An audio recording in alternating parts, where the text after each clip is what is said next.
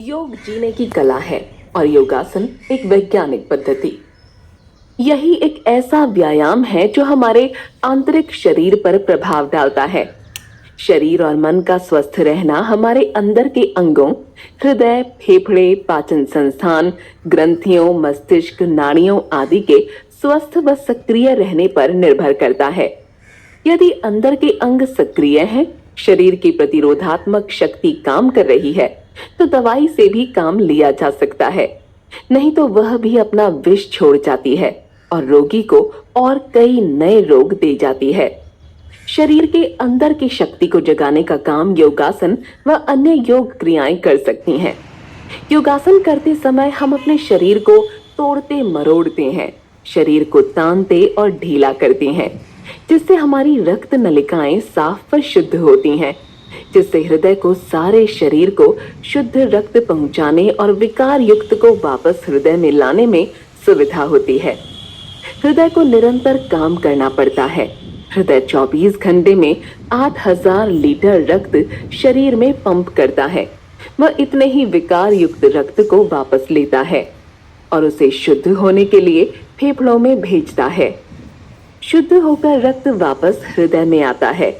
ये 15 सेकंड का चक्र जब तक आप जीवित हैं चलता रहता है।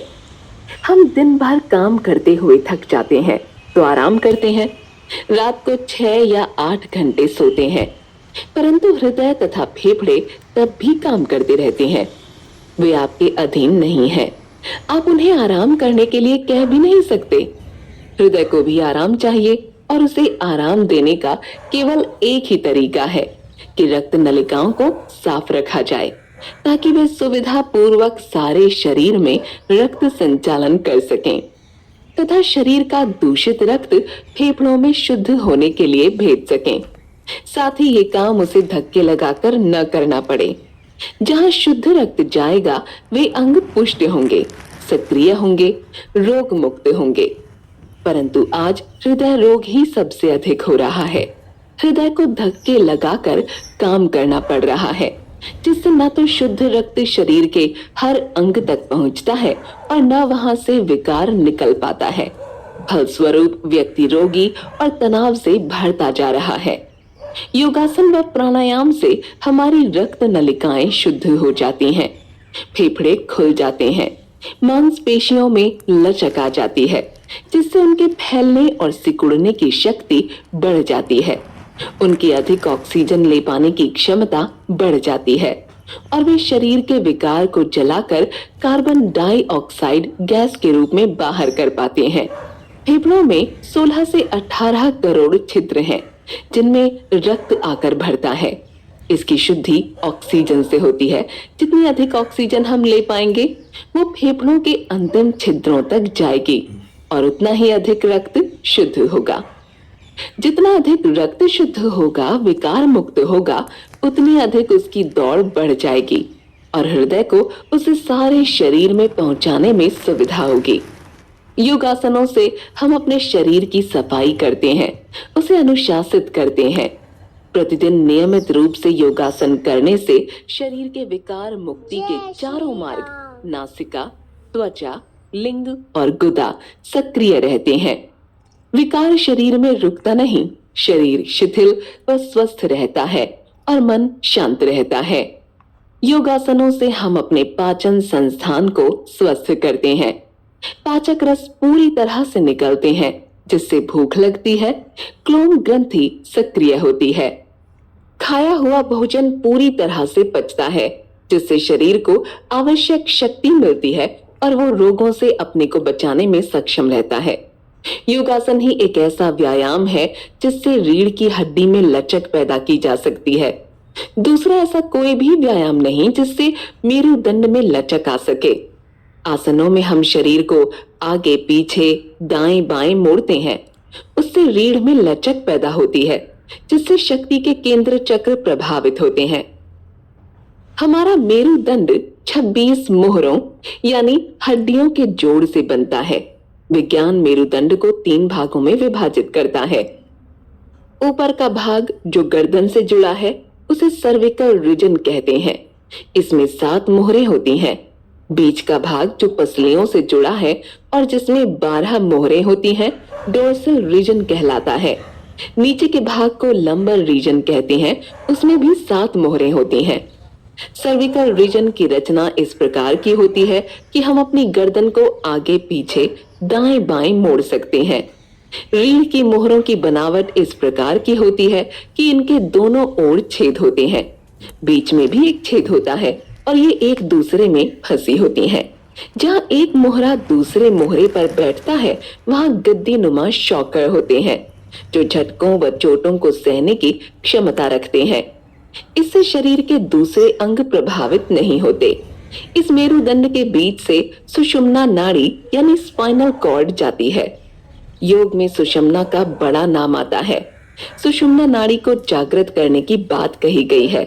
इसी सुषुम्ना नाड़ी पर शक्ति के केंद्र चक्रों की कल्पना की गई है, जिनके प्रभावित होने से व्यक्ति को विभिन्न उपलब्धियां प्राप्त होती हैं और वो तनाव मुक्त होकर आनंदित रहता है।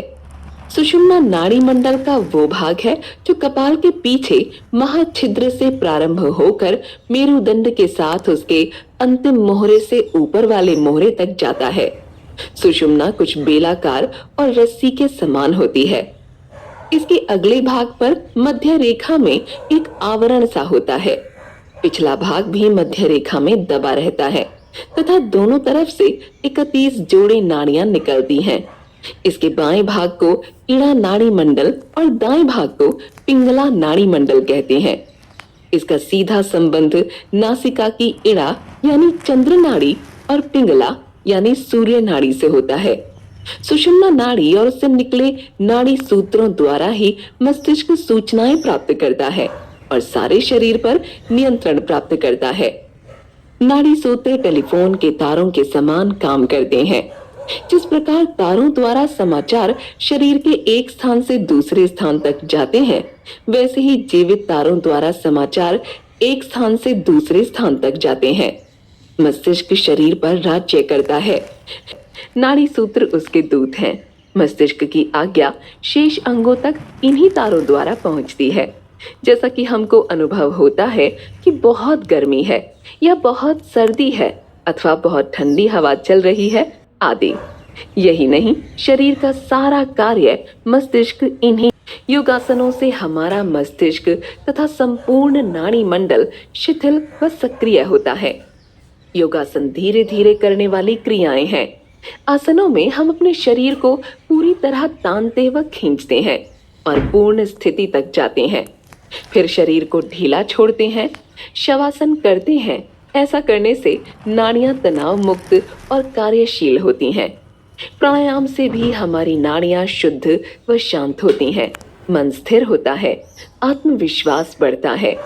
जब शरीर स्वस्थ होगा, मन शांत होगा, तभी भीतर की शक्तियां जागेंगी, चक्र खुलेंगे, मन एकाग्र होगा।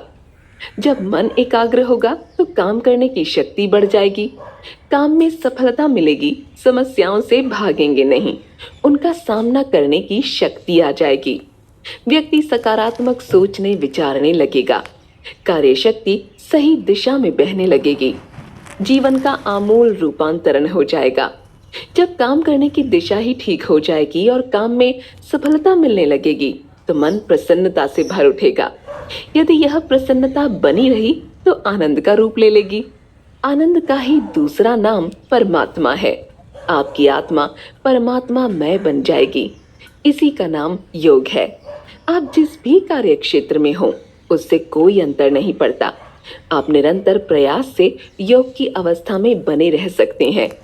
आवश्यकता है इससे संबंधित क्रियाओं को विश्वास, श्रद्धा और मनोयोग से करने की। यही साधना है योग साधना।